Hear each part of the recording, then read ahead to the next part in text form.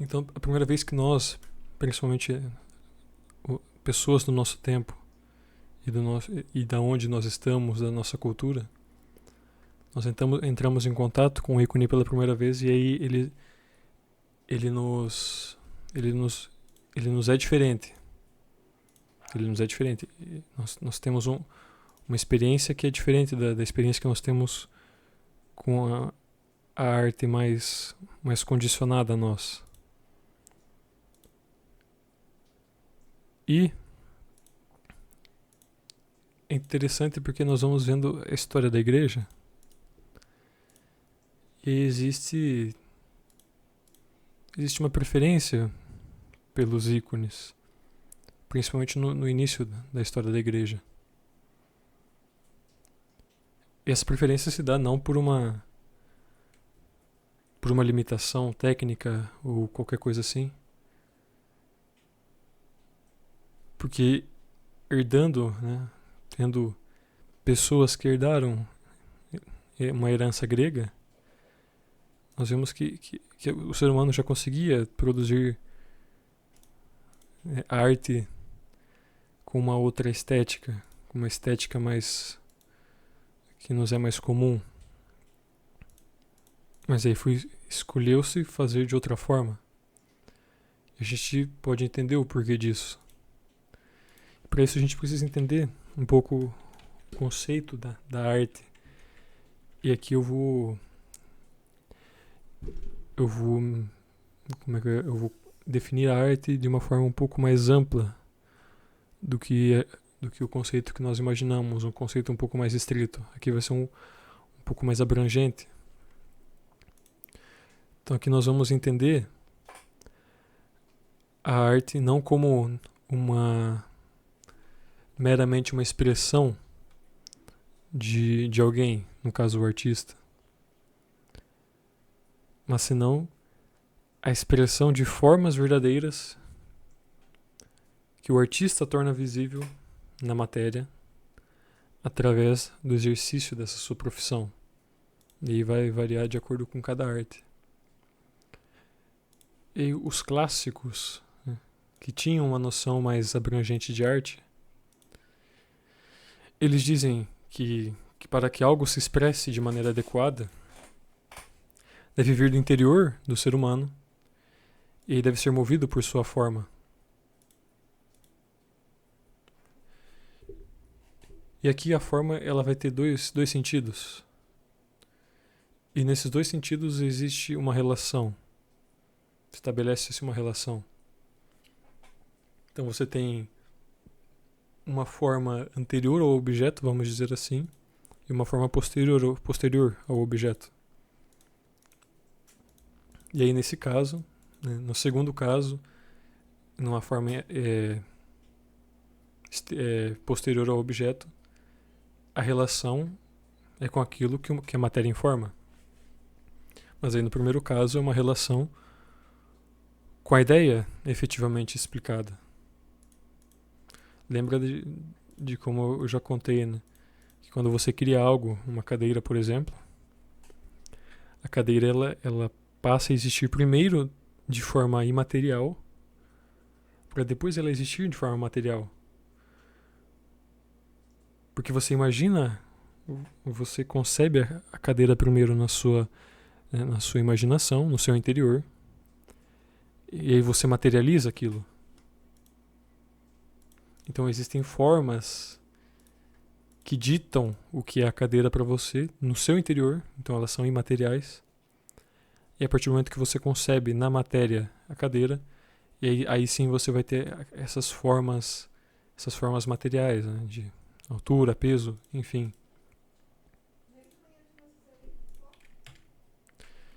E é justamente o que diz, né, que Deus diz a Moisés no livro do Êxodo, que tem um momento lá que Deus pede para Moisés estabelecer ali um local de oração.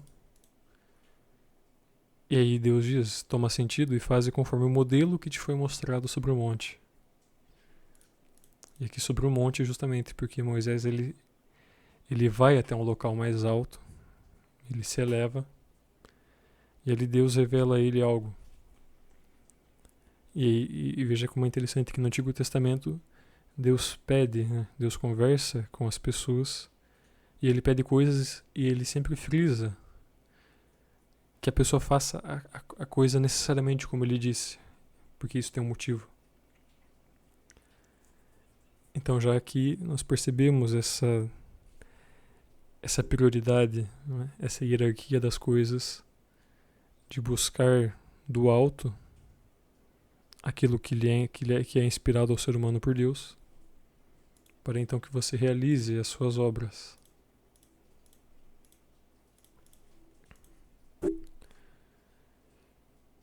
Então, pensando também nessa ideia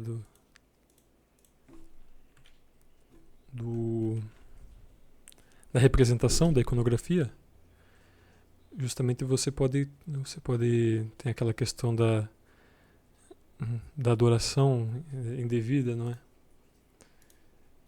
E é isso que a igreja vai tratar no segundo concílio de Latrão, que se dá de Niceia, que se dá em 787. Que ele vai tratar justamente da legitimidade da representação de imagens. E essa legitimidade se dá justamente porque se Deus se fez homem, afirmar a legitimidade da imagem do Cristo significa confessar que você crê na encarnação dele.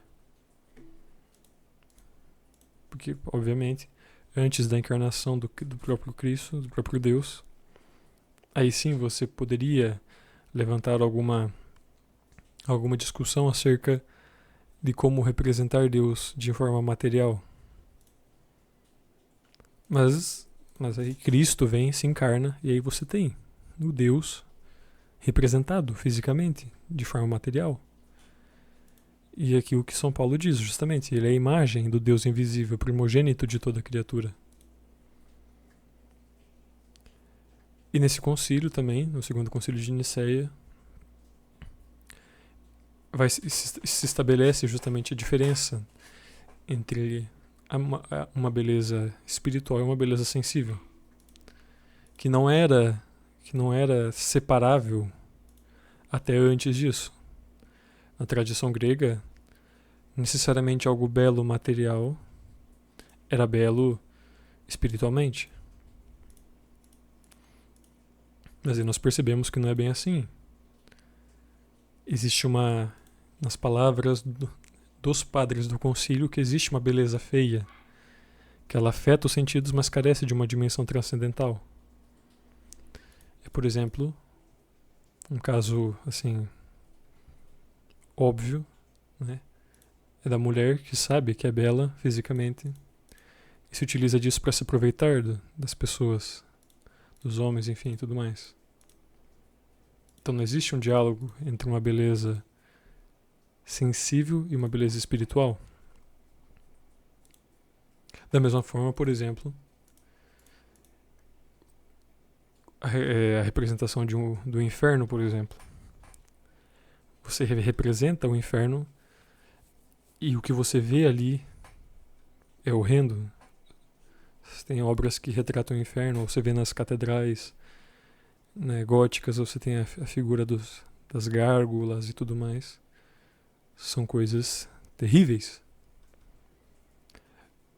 Mas que por obedecerem uma ordem espiritual, uma ordem transcendental, elas são belas. Então o inferno ele é terrível porque você representar o inferno da forma que ele é belo. Então o mal, quando representado justamente sendo mal, e não através de relativismo ou qualquer coisa assim, é belo esse ato, né? E aí, entrando, né, queria contar uma história que ela é narrada por Dom Delanoy, bispo de Dax. Ele contou isso em julho de 1905, em que ele narra um episódio que aconteceu com a Santa Bernadette Soubirous, que é a vidente da aparição de Lourdes. Eu imagino que todos aqui conheçam pelo menos por cima a história da aparição de Nossa Senhora de Lourdes, mas isso não vem ao caso. O que acontece é que Bernadette Soubirous teve essa visão, e aí ela ficou famosa por isso, e pessoas começaram a visitar Lourdes, a gruta de Lourdes e tudo mais. E aí ela adentrou a vida religiosa. Existiam casos de pessoas que, por terem alcançado graças através das aparições de Lourdes ou através da intercessão de Santa Bernadette, começavam a presenteá-la com imagens da Virgem Maria. Imagens essas como nós conhecemos, assim.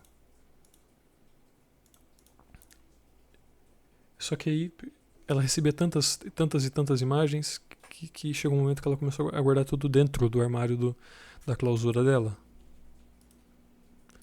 A superiora, ela não entendia por que ela fazia isso. Aí ela foi cobrá-la. Por que você está fazendo isso? Isso, de certa forma, é um desrespeito com as pessoas assim que apresenteiam. Bernadette Soubirous disse que ela agradecia as imagens que recebia dos fiéis, mas que nenhuma daquelas imagens era igual à aparição que ela tinha visto. Nenhuma daquelas imagens representava de forma alguma como a Virgem havia aparecido para ela na primeira vez. E aí a superiora achou isso curioso. E aí ela pediu, justamente, conversou com o Vaticano. E aí um rapaz do Vaticano enviou uma imagem para Bernadette Soubirous. Ele enviou essa imagem aqui, Nossa Senhora de Cambrai, uma aparição antiquíssima. Já na época dela, na época de Santa Bernadette, já era uma imagem antiga, ela é do século XI mais ou menos. E Bernadette viu esse ícone, e aí ela disse para a Madre Superiora que era ela que ela tinha visto. Era a mulher dessa imagem que ela tinha visto, desse ícone. E essa história nos surpreende, né? Porque nós vemos essa imagem, ela não se parece com uma mulher como nós vemos andando na rua, por exemplo. Ou a criança ali, nós não vemos. Mas ela diz que foi isso que ela viu na aparição de Lourdes.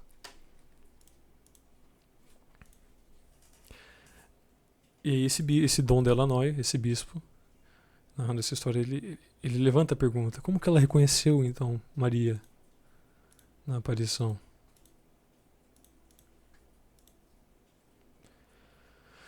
E aí isso levanta algumas discussões assim, que a gente pode, que inclusive quem se sentir à vontade, né, para colocar aqui uma hipótese, seja muito bem-vindo. Porque eu também, quando eu não tenho medo de não saberem necessariamente, mas eu quero que vocês tentem se esforçar pelo menos, porque eu também, quando eu ouvi essa história, eu fiquei incrédulo, eu fiquei em choque. Eu não sabia por que isso estava acontecendo. Então, o que parece para vocês isso? Por que parece, quer dizer, por que acontece que esse ícone que Bernadette viu, ela reconheceu imediatamente a visão que ela teve e não as outras imagens que eram, né, muito mais realistas no sentido estético? Por que vocês acham que esse ícone comunicou muito mais da Virgem para ela do que as outras imagens.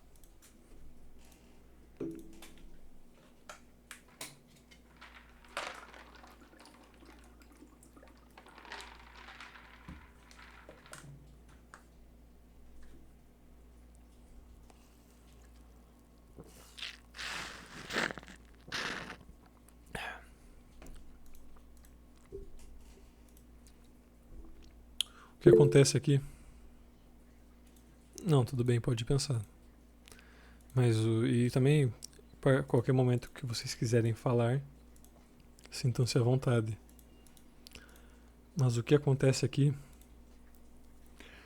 é que a gente tem que compreender algumas coisas, e principalmente a relação que há entre... Porque Bernadette Soubirous é uma mística. Ela é uma mística, ela viu coisas que não são comuns a nós. A gente tem que entender qual que é a relação entre essa mística fenomenológica, não é? Desses fenômenos que acontecem, e qual que é a diferença para uma experiência real. E é justamente a diferença que existe entre o material e o espiritual. E aqui é difícil nos colocar, porque ninguém aqui, eu acho pelo menos, ninguém aqui é um místico também. Mas o que nos parece, estudando as aparições, estudando esses milagres, é que quando a pessoa escolhida tem uma visão, nesse caso da Nossa Senhora de Lourdes, é que é uma experiência além dos sentidos. Você vê sim, você tem uma aparição, ela aparece e você vê,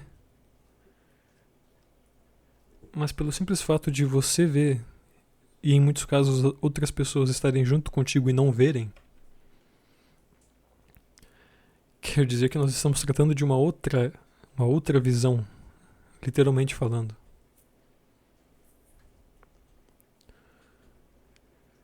É uma visão que parece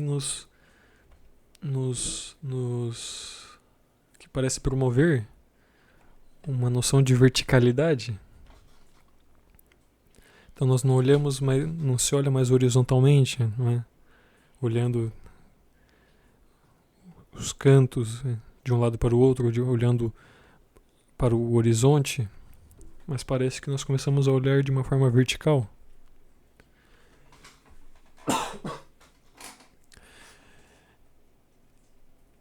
E aí essa aparição parece nos comunicar algo através da maternidade humana que nós vemos aqui no ícone. É através dela que se comunica algo de uma maternidade divina, que é a que Nossa Senhora tem.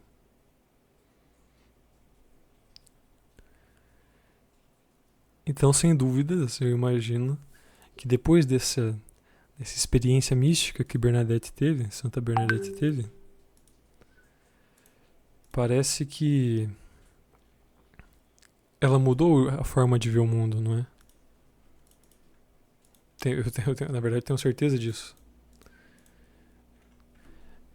E aí é uma coisa que pode nos fazer, nos questionar como que um místico vê o mundo depois da primeira experiência com a aparição.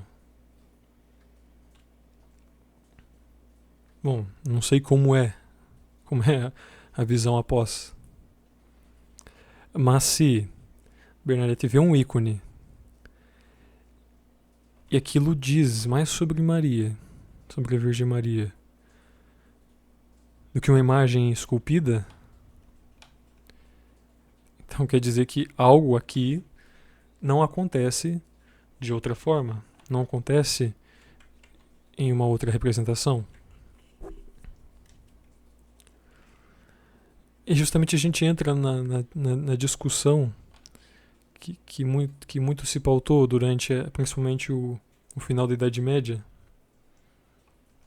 é que o Ocidente começou a largar um pouco a iconografia e começou a buscar, principalmente no Renascimento, né, um realismo, né, uma coisa mais fotográfica, vamos dizer assim. E você percebe como que o esforço em imitar a realidade, de certa forma, mexe com a capacidade criativa do artista. Você está tão preocupado em deixar aquilo real e crível e semelhante a uma fotografia, que você abre mão da capacidade simbólica do mundo como um todo. E não me leve a mal. Esse estilo de arte, ele tem seu lugar. Ele tem a sua função.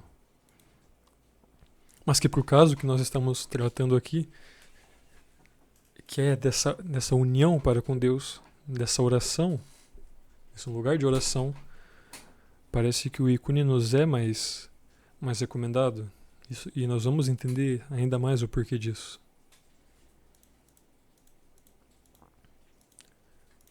Aonde que eu quero chegar com isso? Que talvez não seja exatamente isso que Santa Bernadette tenha visto. Talvez não seja como uma foto que apareceu para ela e tinha esse ícone assim. Talvez, e muito mais provável do que isso, esse ícone possuem coisas que não possuem nas outras representações da Virgem, que facilitaram com que Bernadette reconhecesse o que ela vira antes. Isso nos parece muito mais provável. Então a experiência que ela teve, a experiência mística que Bernadette teve, proporcionou a ela um novo modo de olhar as coisas, o mundo, principalmente. E aí, nesses traços, então, contém algo que diz mais para ela deste novo mundo, deste novo olhar, do que as outras formas.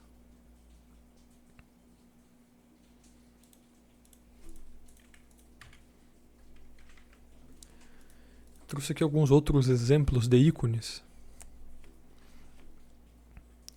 E eu quero que vocês olhem para a Virgem, né, nesses ícones. E algo que interessante é que tem algo de comum entre eles que ela realiza. E eu queria que vocês fizessem um esforço, né, de tentar perceber o que tem nesses ícones que é comum a Virgem Maria em todos eles. O que tem neles, né, em todos eles, em comum, em relação à Virgem Maria, olhando para a representação dela, assim. O que mais chama a atenção de vocês na Virgem? A feição é uma dessas coisas. A gente vai falar sobre isso. Mas tem uma outra coisa também que é mais imediato ao que eu vou falar. Eu reparei muito na posição da mão dela com a mão de Jesus. Exatamente isso. Perceba como que a posição das mãos da Virgem Maria, ela é semelhante em todos os ícones. E aí existe um nome para isso, inclusive, que é o digitria, que eu vou até escrever aqui, porque o digitria, que quer dizer aquela que aponta o caminho.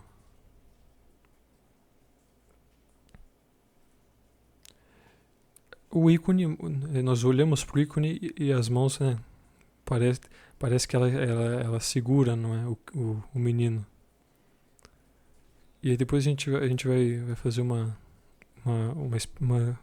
dinâmica em relação a isso. Mas justamente, desde o começo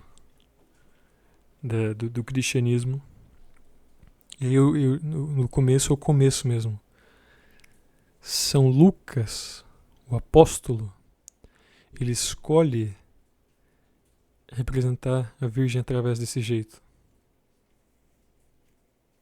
E foi como eu disse, não foi por limitação técnica. Porque você ter cristãos, gregos principalmente, que a gente olha a arquitetura grega, a arquitetura romana, e eles sabiam fazer arte de outras formas. Mas eles escolhem esse estilo de traço. E aí você tem desde São Lucas essa representação da odigitria, aquela que aponta o caminho. Então Maria, desde o início da igreja, das suas primeiras representações, ela é representada como aquela que aponta o caminho.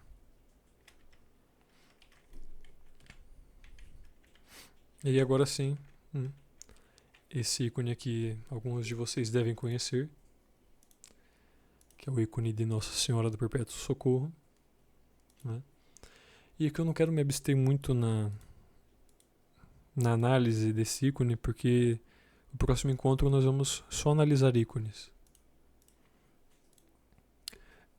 Mas aqui, uma coisa interessante, assim, pelo menos para mim, em um primeiro momento eu olho para esse ícone e ele não parece falar muito da gente em um primeiro momento. Porque está acontecendo uma coisa que eu não consigo me conectar necessariamente com esse ícone. O que está acontecendo aqui nesse ícone? Você tem Maria segurando o menino Jesus. E você tem a aparição dos anjos. À direita você tem São Miguel. A nossa direita, no caso, não é? E à esquerda você tem o São Gabriel. Os nomes deles estão estão escritos ali, só que estão em grego, né? Então isso não nos ajuda muito. E aí você tem o São Gabriel trazendo uma cruz para o menino Jesus. E aí Miguel está trazendo ali, não sei se para vocês é nítido na imagem, mas tem ali a lança, né? E a trave com a esponja com vinagre ali. E eles se aproximam, e eles olham, né? Eles olham para o menino Jesus. O menino Jesus olha para eles. E você vê que ele está meio inclinado para Maria, como se ele tivesse com medo dessa visão. Porque ele está com medo justamente do destino dele. Que se o Cristo, né, prestes a ser entregue, ele coloca a vontade de Deus, né? Ele coloca isso em oração. Imagina o menino Jesus. Então aqui ele está vendo o destino dele. Nessa imagem. Ele olha para os anjos olham para eles. Isso é uma coisa muito interessante da iconografia. Porque você não tem muita coisa escrita, registrada a respeito da infância de Jesus. Você tem algumas coisas muito pontuais assim. Mas veja que isso não é importante. Por quê? Essa visão o menino Jesus realmente teve? Os anjos trazendo os instrumentos da sua paixão? E aí é que tá. Não importa. Não importa se é verdade ou não. Porque aquilo que o ícone comunica aqui é verdade. Então, da onde o iconógrafo tirou que teve essa visão? Não, ele não precisa tirar de algum lugar. Porque isso não precisa ter acontecido para que seja verdadeiro o que se comunica aqui. Então lembra do que eu falei? De que não me parece falar muito comigo esse ícone no primeiro momento? Justamente porque você tem os anjos olhando para o menino Jesus, e o menino Jesus olhando para os anjos, e ele está com medo, né? Ele tá com medo dessa visão. E aí ele se apoia na sua mãe, pedindo justamente socorro. Por isso que ela é Nossa Senhora do Perpétuo Socorro. Mas existe algo que aí sim nos diz algo diretamente, que é justamente no olhar. Porque a única coisa que se conecta diretamente com a gente é o olhar da Virgem aqui. Ela não olha para o menino Jesus, ela não olha para os anjos, ela olha para nós. E aí sim, né? Olhem as mãos da Virgem. Ela está segurando o menino Jesus, está segurando as mãos dele. Mas tirem a ideia de que ela está segurando ele. Olha a posição das mãos, o que elas estão fazendo? É como se ela olha para nós e com as mãos ela aponta. Né? Eis aqui o meu filho.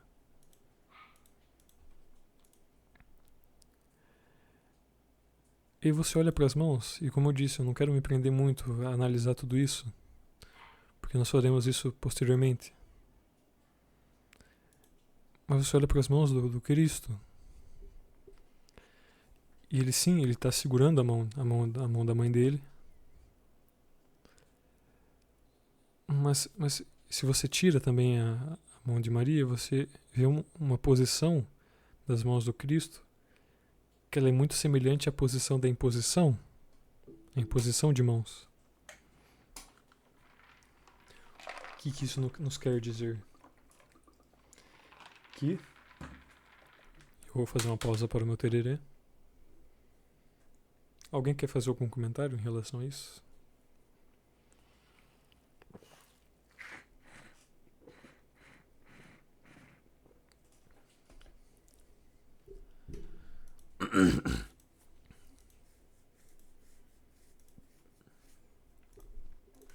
Então, como eu ia dizendo, Cristo sim, ele se apoia em sua mãe, mas as mãos dele se colocam de uma forma que é muito semelhante a uma imposição. Por que isso? Porque você vê, ele tá sentindo medo do que ele tá vendo. Mas como é que ele pode sentir medo se ele é Deus? Porque justamente entraria no mesmo problema, na mesma pergunta, de por que ele precisaria de uma mãe. Mas justamente, Deus escolhe ter uma mãe. Assim como Deus escolhe querer ser protegido. Ele poderia ter encarnado já em uma forma adulta, né? Uma forma adulta, né? Já pronta para a paixão. E aí, você compreende que sim, esse ícone fala com a gente. E fala com a gente justamente porque Maria olha para nós nesse ícone. Porque ela fala conosco porque nós também muitas vezes nos colocamos na situação dela, mas nós não percebemos. Como assim? Olhem para a Eucaristia, por exemplo. O que impede uma pessoa de chegar numa missa, na hora da comunhão, pegar a Eucaristia e levar essa Eucaristia para um culto satânico. Nada impede ela. A gente conhece casos de pessoas que pegam na mão e escondem rapidinho e tudo mais. Isso, que bom que se fosse sempre assim, que a gente é mais tranquilo de perceber isso. Mas existem pessoas que amarram um saco plástico na língua, recebem a comunhão na boca, como que é? Não ocorre ali a dissolução da hóstia. E aí eles tiram esse plástico da boca e plastificam a Eucaristia para ela não ser consumida. E aí assim eles levam para um culto, para um ritual, para uma missa negra, não é? Ou você tá lá o sacrário, e a qualquer momento alguém pode entrar lá, arrombar a porta do sacrário e fazer o que quiser com o corpo do Cristo que está lá. E é esse Cristo que pode ser profanado a qualquer momento, né? Que pode sofrer esse sacrilégio a qualquer momento. É esse Cristo que se mostra aqui no ícone. É esse mesmo Cristo que nos pede, então, para que nós o protejamos, para que se pessoas comungam Ele de forma indevida, em pecado, ou utilizam Ele para as mais diversas atos diabólicos mesmo. Então cabe a nós que nos unamos a Ele através da comunhão, através da adoração, e que por esses atos nós possamos desagravá-lo. Essa é outra coisa, ele não precisa ser consolado, porque um desagravo é um consolo ao Cristo. Ele não precisa disso, ele é Deus. Mas ele escolhe, a partir do momento da instituição da Eucaristia, ele escolhe querer estar conosco e querer ser protegido conosco. Então veja como que esse ícone, que em primeiro momento não dizia nada pra gente, que não parecia nos comunicar algo, então fica muito mais claro que nós temos que nos colocar nessa posição também. E veja como que isso seria, não vou dizer impossível, mas talvez seria muito mais difícil chegar a uma conclusão dessas se isso aqui fosse muito semelhante a uma foto. Você já não teria como representar realisticamente a imposição das mãos, não é? O tronco do Cristo inclinado, né? As mãos da Virgem, os anjos ali. Por causa da busca do realismo, dessa sobriedade da arte, você perderia tudo isso. E justamente você entende, então, por que a crise do uso da iconografia em detrimento dessa arte mais renascentista, antropocêntrica, está intimamente ligada à crise na fé. E locais que, pelo contrário, reforçam o uso dos ícones, você vê ali um reforço na fé dos fiéis também. Mas nem todo mundo consegue ter uma experiência dessa, de compreender tudo isso que eu comentei aqui. Mas justamente é aqui que eu queria chegar, justamente. E que Bernadette parecia compreender mais perfeitamente. Porque você pode não entender o que está acontecendo, não é? Mas você vê, você está vendo isso. Você não entende, mas mesmo assim você vê. E é a mesma coisa com a Eucaristia. A Eucaristia age em nós. ela tem efeito em nós, mesmo que nós não saibamos perfeitamente. Até porque ninguém consegue saber perfeitamente o mistério todo da Eucaristia. Mas eu digo em relação, por exemplo, aos santos. Então, muitos santos sabiam muito melhor do que o que é a Eucaristia. Mas os frutos da graça que eles escolhem da Eucaristia é a mesma graça que eu colho também, mesmo sabendo muito menos do que eles sobre o que é tudo aquilo. Porque a via da graça não é de mim, né? Não é de mim para com Deus, mas é de Deus para comigo.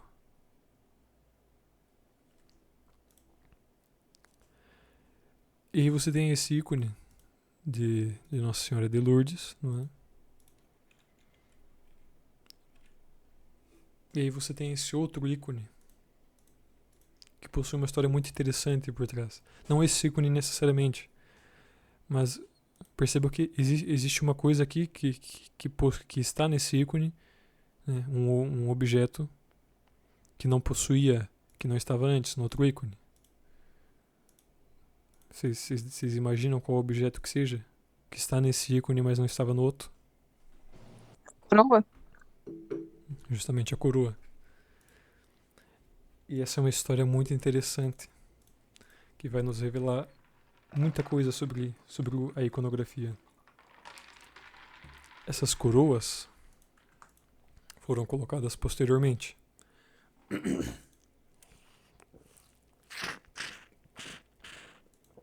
O Papa Pio IX. E essa é uma outra coisa muito interessante.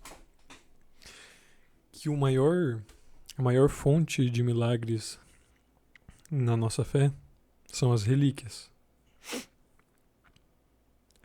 A segunda maior fonte de milagres no catolicismo são os ícones. Então, um ícone,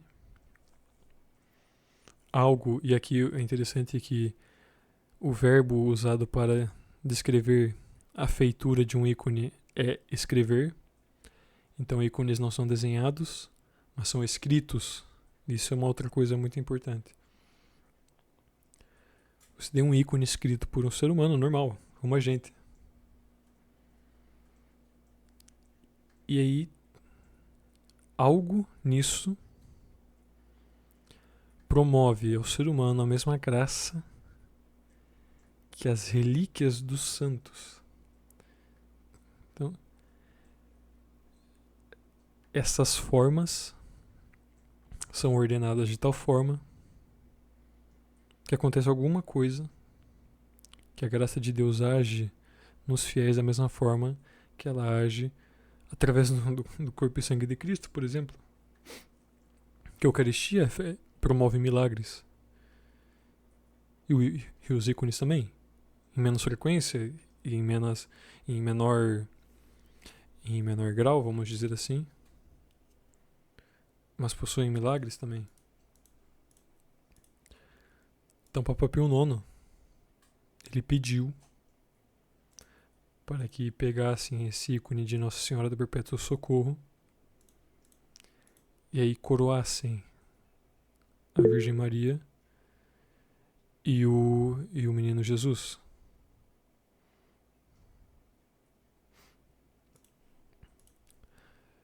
Não, é da imagem, Isso é um azul ainda. É um azul meio esverdeado, mas é um azul ainda. Mas esses detalhes nós vamos ver na próxima aula. Estou me aprendendo aqui a uma característica mais metafísica do ícone, necessariamente.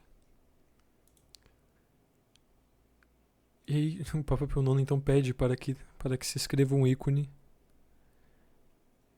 com o mesmo ícone, só que coroando a Virgem Maria e o Menino Jesus.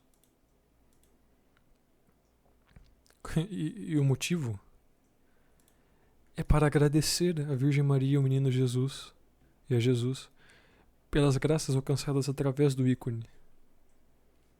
Vocês estão entendendo o que aconteceu aqui? Papa Pio IX, ele agradeceu a Deus e a sua Mãe Santíssima pelo ícone. O Papa Pio IX, então, ele utilizou o ícone como uma via de mão dupla. Então, se existiam coisas que Deus comunicava a nós através do ícone, o Papa Pio IX utilizou isso para comunicar algo a Deus através do ícone. Ele comunicou agradecimento através do ícone. Isso eu jamais pensaria em algo desse jeito. Como que os meios que Deus se utiliza para né, conversar conosco são os meios que nós podemos utilizar também. E então o que acontece? Justamente Pio IX prova para nós, nos mostra que, assim como em outros aspectos, né, da nossa fé, o ícone ele é um ponto de encontro entre dois mundos. Mais do que isso, pensando de novo na história que eu contei de Santa Bernadette e analisando justamente as formas que nos cercam, a gente pode compreender então como que o mundo é um ícone também. E é através dessa relação com o mundo que o homem pode se comunicar com Deus. A palavra nos diz que o homem ele é feito à imagem e semelhança de Deus, não é? E muita gente pensa que isso se limita apenas à nossa feição, de que nós somos parecidos com Deus sei lá, de corpo e tudo mais. Mas Deus nos faz semelhantes a Ele na medida em que nós podemos proporcionar isso também. Através da escritura de um ícone, nós podemos mostrar gratidão para com Ele. Então nós somos semelhantes a Ele na medida em que nós comunicamos algo através da criação.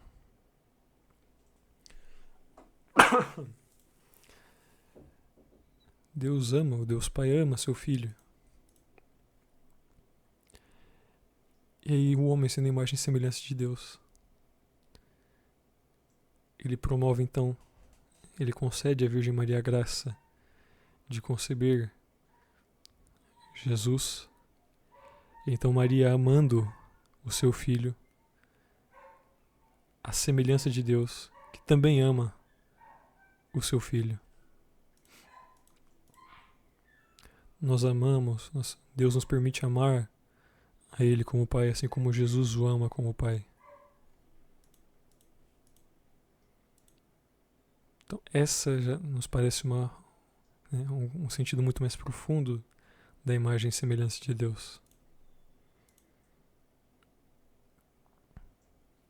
E outras coisas também que eu acho pertinente colocar em relação ao ícone para as nossas análises no próximo encontro.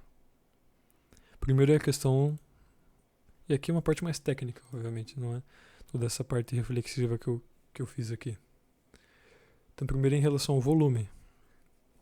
Então, como nós vemos, obviamente, o ícone, ele não é tridimensional. Porque essa terceira dimensão, ela é ocupada por outra presença no ícone.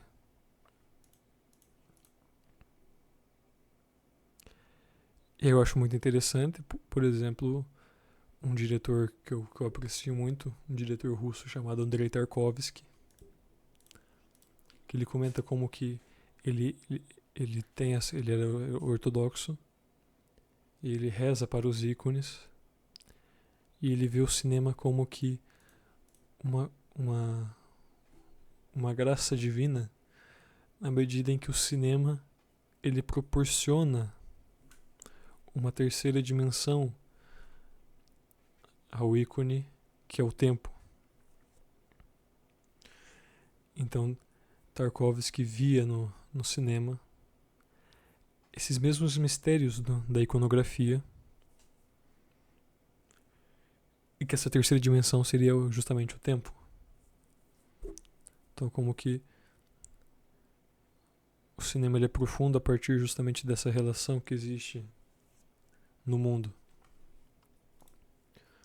Outra coisa também em relação ao movimento. Justamente, não só por ser uma imagem, mas a forma que se coloca o representado no ícone mostra algo de estático, né, sem o movimento. Essa presença estática do ícone nos remete justamente à eternidade. É uma representação da imutabilidade que existe na bem-aventurança celeste. E uma coisa muito interessante é que quanto mais frontal é o ícone, mais santo é a pessoa representada. Então nós vamos ver em alguns outros ícones como que você tem Jesus, por exemplo, representado totalmente de frente, por ser Deus, o santo dos santos. E você tem Judas, por exemplo, Judas Iscariotes, representado totalmente de lado.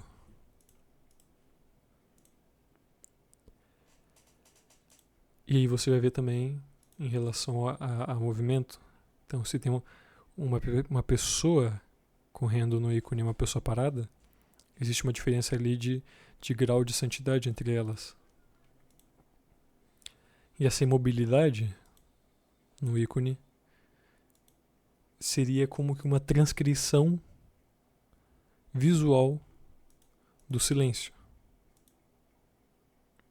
Porque o silêncio também, pensando que o ícone ele é um material de oração mesmo, então ele transmite também algo de silêncio. Não é à toa que quando nós nos deparamos com algo profundamente belo, né, e que nos promove a devoção, a oração, nós sentimos que algo nos cala, que é justamente isso. Outra coisa é a questão da perspectiva. Se tem uma coisa que marca o Renascimento e que não tem na iconografia, é essa ideia de ponto de fuga. Mas obviamente não vai existir, não se busca um ponto de fuga no ícone, porque aquele que escreve o ícone, ele não quer que o observa, que aquele que o contempla se sinta um observador, que ele está assistindo a coisa, mas senão que ele participe do mistério que está sendo contemplado no ícone.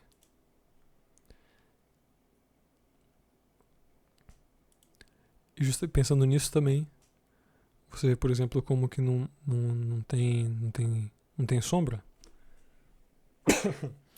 Você pega uma cena externa, por exemplo, que você tem o sol, mas o sol ele não emite sombra.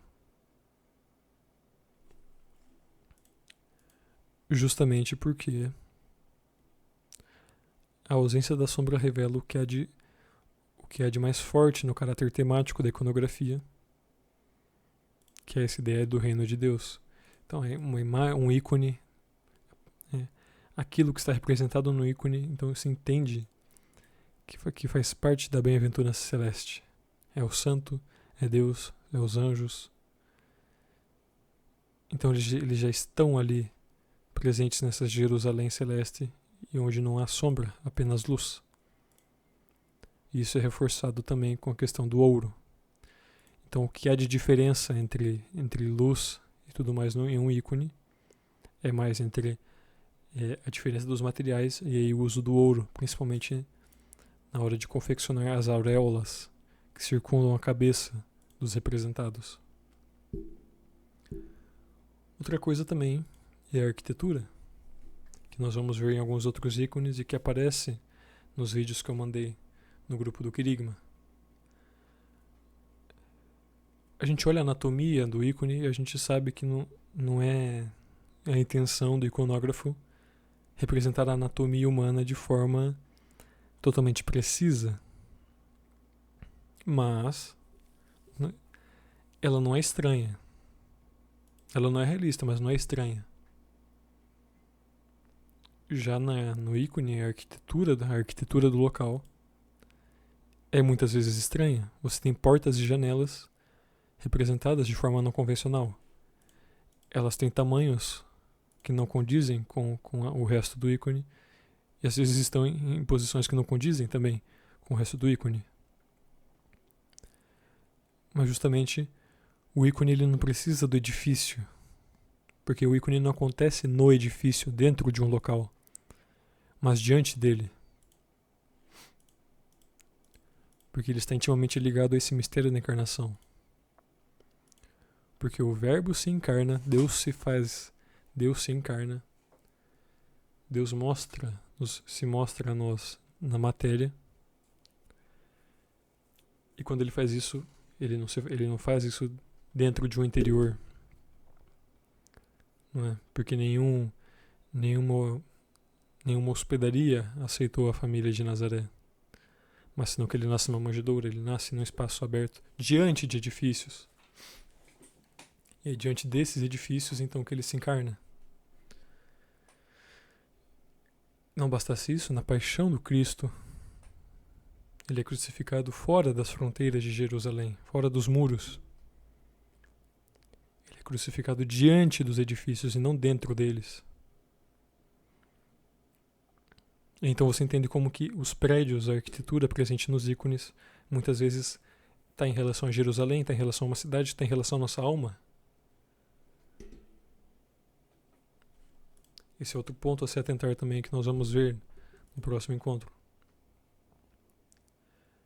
E por que isso? E por que todas essas coisas? E aqui eu me amparo nesse salmo, que diz: vestiu-se de trevas como de um véu, como de um manto de água tenebrosa e densas nuvens. Então vestiu-se de trevas. Por quê? Porque dizer uma coisa de maneira indireta parece dizer mais sobre aquela coisa. Então, o que não é dito possui um valor além do que quando se é dito. Querem um exemplo disso, que nos é mais palpável? Pega lá um casal apaixonado, não é? E aí o rapaz quer lá, né, ganhar alguns pontos com a namorada e fala assim: nossa, você é muito linda. Tá, isso diz algo que para ele é verdade e que agrada, né? Agrada em um certo nível. E quem ouviu isso? Essas palavras agradam. Mas aí ele pode escolher não falar necessariamente essas palavras, mas dizer isso. Então ele não usa essas palavras, mas diz isso que ele quer dizer.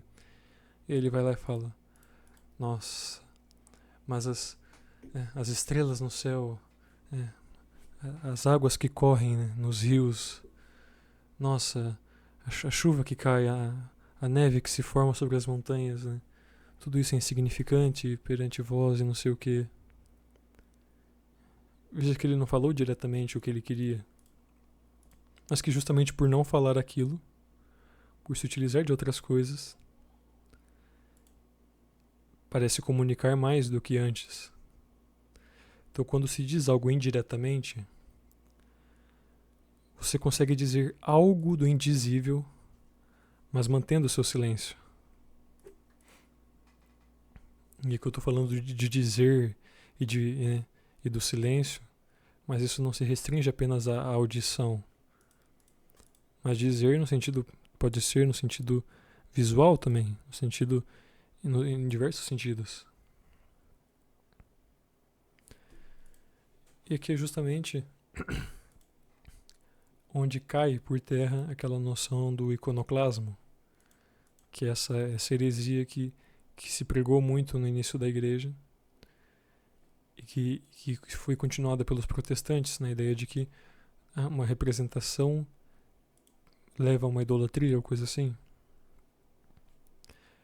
Mas aí os escolásticos, né, encabeçados por Santo Tomás de Aquino, eles vão dizer justamente não. vocês que são iconoclastas, que acham que não existe nada, né? Vou pegar esse exemplo aqui. Se isso aqui não diz nada para vocês, né?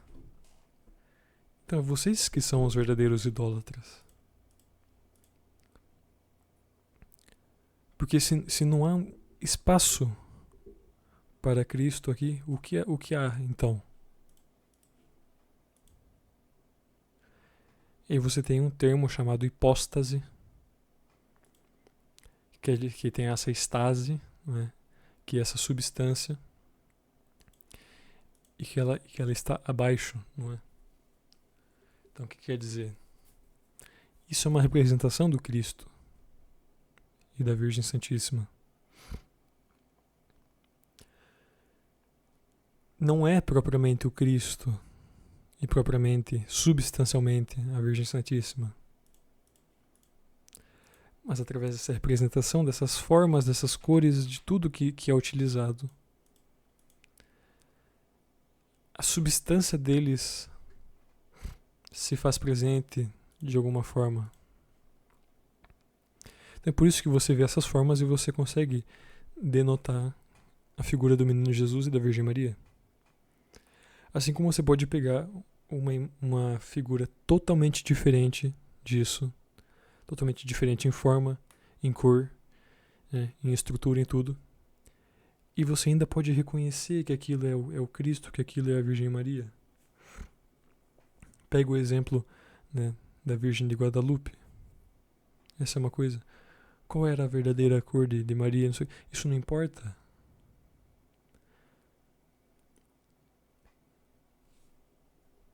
Por que Maria escolhe aparecer de formas diferentes em suas aparições e não aparecer como ela era enquanto andava na Terra?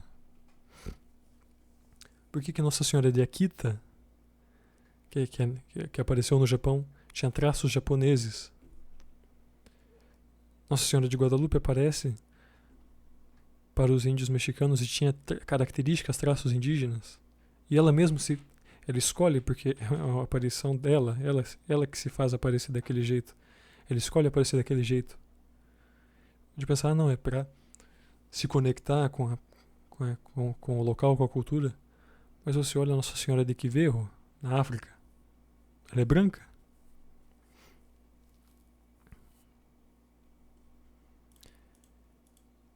Então não é... A idolatria justamente está em dizer que as coisas não comunicam nada de Deus e de seus santos. É ali que está a idolatria. Porque em coisas completamente diferentes. E eu posso até desenhar em palitinhos.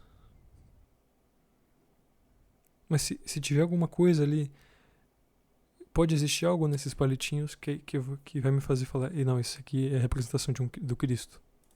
Claro que não vai ser a melhor representação, a mais nobre ou qualquer coisa assim, mas vai nos comunicar algo da substância de Deus. Então o iconoclasmo, ele é a verdadeira idolatria justamente porque projeta um ser que a coisa não tem. Que eles são capazes de achar que aquilo de alguma forma é substancialmente o Deus, e aí eles querem condenar isso. Mas isso nunca foi o assunto. Nunca foi essa discussão. Por que isso? Porque que nem a gente está tendo aqui o querigma e tudo mais. Mas imagine que antes do querigma eu chegasse e escrevesse assim, gente, sei lá, minha mãe se acidentou. Mandasse isso. Você já presumiria muitas coisas que eu não disse. Tipo assim, não. Ele escreveu que a mãe dele se acidentou. O que isso quer dizer? Quer dizer que não vai ter querigma. Quer dizer que ele está preocupado. Quer dizer que a mãe dele está com algum dano ou coisa assim.